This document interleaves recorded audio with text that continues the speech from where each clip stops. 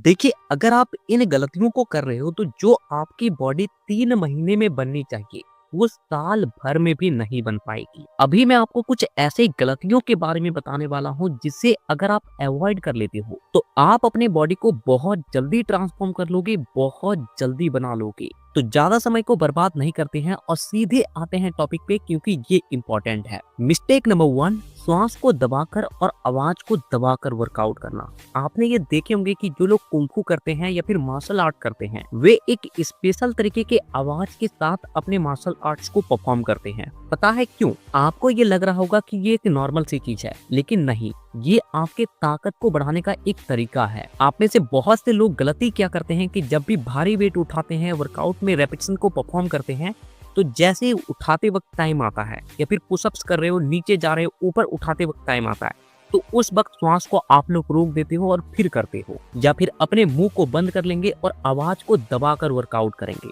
देखिए, ऐसा करने से होता क्या है कि आपका बॉडी अपने पोटेंशियल को हिट नहीं कर पाता है, यानी कि जितना ताकत उसके अंदर है वो उतना ताकत नहीं लगा पाता। दूसरी चीज, जब आप श्वास को रोक कर वर्कआउट को करते हो तो आपकी बॉडी का ब्लड सर्कुलेशन बहुत धीमा हो जाता है, जिससे आपका बॉडी जितना एक्टिव फील होना चाहिए उतना नहीं हो पाता है। और वहीं अगर आप अपने आवाज और अपने श्वास के साथ वर्कआउट करोगे तो माइंड मसल्स जो कनेक्शन होता है वो बहुत अच्छे तरीके से बन पाती है और मसल्स बहुत अच्छे तरीके से ट्रेन होता है। उसमें जो माइक्रो टीयर्स होते हैं वो बहुत अच्छे तरीके से आती है। तो इस बात का ध्यान रखें कि हर एक रेपिटेशन को अपने ब्रीथिंग के साथ परफॉर्म करें। साथ ही साथ जब आप भारी वेट उठाते हो, आपसे नहीं उठता है, तो अपने मुंह से एक स्पेशल टाइप का आवाज निकाल सकते हो। इससे आपका ताकत पहले के मुकाबले कई गुना ज्यादा बढ़ जाएगा। आप एक बार ट्राई करके देखो। इसे आयुर्वेदा और हमारे योग शास्त्र में कुंभक के नाम से जाना जाता है। आपकी दूसरी गलती है हद से ज्यादा मास्टरबेट करना। देखिए, मास्टरबेट करने से आपके वजन में जरा सा भी फर्क नहीं आता है, लेकिन आपके ताकत में फर्क आ जाती है। और वो कैसे, वो समझो। देखिए, जब आप मास्टरबेट करते हो तो आपके बॉडी से स्पर्म एजुकेट होती है, यानी कि आपके टेस्टिकल्स में स्पर्म की कमी हो रही है। अब हमारे बॉडी का रूल क्या कहता है कि पहले हमारा बॉडी बर्थ के लिए स्पर्म को रेडी करेगा और फिर बाकी चीजों को करेगा। यानी कि अगर हमें अपने खाने से 1000 कैलोरी मिला है और हमारे बॉडी में स्पर्म की कमी है और साथ ही साथ मसल्स की कमी है, तो बॉडी पहले स्पर्म को रिकवर करेगा, बाद में मसल्स को रिकवर करेगा। अब क्योंकि आप वर्कआउट कर रहे हो, यानी कि मसल्स रिकवरी आपको चाहिए, लेकिन उसी दौरान आप मास्टरबेट भी करोगे तो आपके बॉडी को स्पर्म को भी रिकवर करना है और वो दोनों चीजों को बैलेंस ठीक तरीके से नहीं कर पाता और जिसके चलते आपकी बॉडी धीमी रफ्तार से बनती है। तो इस बात का ध्यान रखें कि अगर आप अपने बॉडी को ट्रांसफॉर्म करने के लिए कोई टाइमलाइन लिए हो तो उस दौरान तो इस चीज को एकदम कम से कम करें या फिर अवॉइड करें। आपकी तीसरी गलती है कि वर्कआउट के दौरान अपने बॉडी को हाइड्रेट ना रखना। देखिए, जब आप वर्कआउट करते हो तो आपके बॉडी के इनर लेयर में बहुत ज्यादा हीट जनरेट होती है और जो कि आपके बॉडी के वाटर को पूरी तरीके से खत्म कर देती है। और अगर उस दौरान अपने बॉडी को आप हाइड्रेट नहीं कर रहे हो तो इससे पहली चीज कि मसल्स ठीक तरीके से पंप नहीं हो पाएगा, मसल्स में ठीक तरीके से टीयर्स नहीं आ पाएगी। दूसरी चीज कि ब्लड सर्कुलेशन भी स्लो हो जाता है और हमारा ब्रेन बहुत जल्दी थकने लगता है, वर्कआउट करने का मन नहीं करता।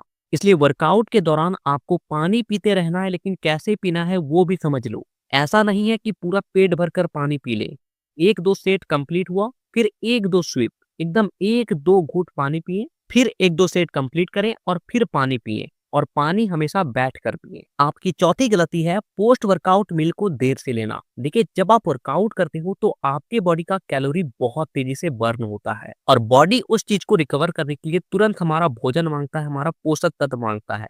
और जब हम लोग सही टाइम पे उसे ये नहीं दे पाते हैं तो बॉडी हमारे अंदर जो फैट स्टोर होता है, जो कैलोरी पहले से वो स्टोर करके रखा है, उससे वो लेने लगता है और जिससे आपका बॉडी सरप्लस कैलोरी में नहीं जा पाती है और आपका वजन बढ़ना रुक जाता है। इसलिए इस बात का ध्यान रखें कि आप पहले भले ही कम खा लें, लेकिन वर्कआउट के बाद आपको अच्छे तरीके से अपने डाइट को लेना है, अपने जो पोस्ट वर्कआउट को बहुत अच्छे तरीके से लेना है। और इस बात को भी ध्यान रखें कि पोस्ट वर्कआउट मील को 20 से 30 मिनट के अंदर ले लेना है वर्कआउट के बाद। आपकी पांचवी गलती है बहुत ज्यादा खाना। देखिए, हम में से अधिकांश लोगों को यही लगता है कि अगर हमें अपने बॉडी को बनाना है, अपने वजन को बढ़ाना है, तो हमें ज्यादा से ज्यादा खाना पड़ेगा। हाँ, ये बात सही है कि आपको ज्यादा खाना है, लेकिन खाने का एक तरीका होता है। अगर आप एक बार में ही बहुत ज्यादा खा लोगे तो वो खाना आपके पेट में जाकर पचने के बजाय सड़ने लग जाएगा और सड़ी हुई किसी भी चीज से आपको पोषक तत्व नहीं मिल सकती है। इसलिए अगर आपको ज्यादा खाना है तो 3 वक्त के खाने को 5 वक्त में खाओ। यानी कि पहले आप 3 टाइम खाना खाते थे, ब्रेकफास्ट, लंच और डिनर। अब उसी खाने को आप 5 टाइम में खाओ, यानी कि पहले ब्रेकफास्ट किया, फिर बीच में कुछ खाया, फिर लंच किया, फिर बीच में कुछ खाया, फिर डिनर किया। इस तरीके से अगर आप अपने मील को 5 टाइम में बाँट दोगे तो उसका पाचन भी ठीक तरीके से होगा और वो आपके शरीर में भी ठीक तरीके से लगेगी। इस बात को आप ध्यान से समझ लें कि बॉडी बनाने के लिए ज़्यादा खाने की ज़रूरत नहीं है, बल्कि ज़्यादा पचाने की ज़रूरत है। आपकी छठी गलती है मसाज ना करना, तेल ना लगाना। आप बड़े-बड़े पहलवान को देख लीजिए, जो कुश्ती करते हैं उन्हें देख लीजिए।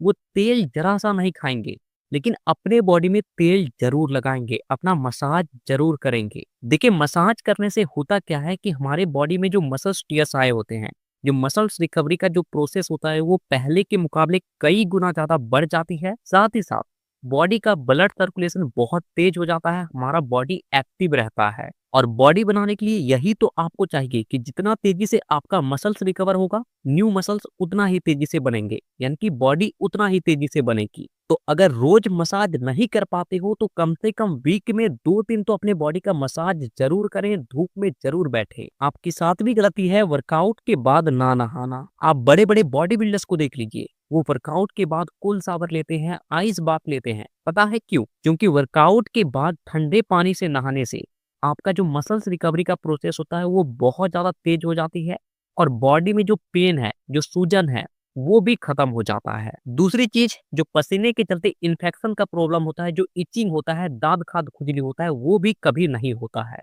आपकी 8वीं गलती है वर्कआउट के बाद अपने बॉडी को स्ट्रेच ना करना। आप में से अधिकांश लोग वर्कआउट के बाद या तो घर चले जाते हैं या फिर अपने बॉडी को रिलैक्स छोड़ देते हैं। लेकिन अगर आपको अपने बॉडी को जल्दी बनाना है तो आपको ये गलती करने से बचना है। देखिए अगर आप वर्कआउट के अंत में स्ट्रेचिंग कर लेते हो तो ये तो आपको पहले से पता है कि जब हम लोग वर्कआउट करते हैं तो हमारे मसल्स टियर डैमेज होते हैं, यानी कि मसल्स में छोटे छोटे दरारें आती हैं और उसी दौरान जब हम लोग स्ट्रेचिंग कर लेते हैं तो ये जो स्ट्रेच आया हुआ है, जो दरारें आई हुई है, ये थोड़ा सा और बड़ा हो जाता है। और जितना ज्यादा मसल्स टियर्स आएंगे यानी कि उतना ही मसल्स बनेगी और उतना ही तेजी से हमारी बॉडी बनेगी। तो वर्कआउट के बाद ज्यादा नहीं, 5 से 7 मिनट बहुत है। अपने बॉडी का स्ट्रेचिंग जरूर करें, अपने बॉडी को रिलैक्स जरूर कर ले। ये रिकवरी को तो तेज करेगा ही साथ जब आप दूसरे दिन वर्कआउट करोगे उसमें भी आपको ये हेल्प करेगा। तो ये 8 ऐसी गलतियां हैं जिसे आप बहुत नॉर्मल समझकर अवॉइड कर देते हो, लेकिन ये आपकी बॉडी में बहुत गंदा असर डालती है।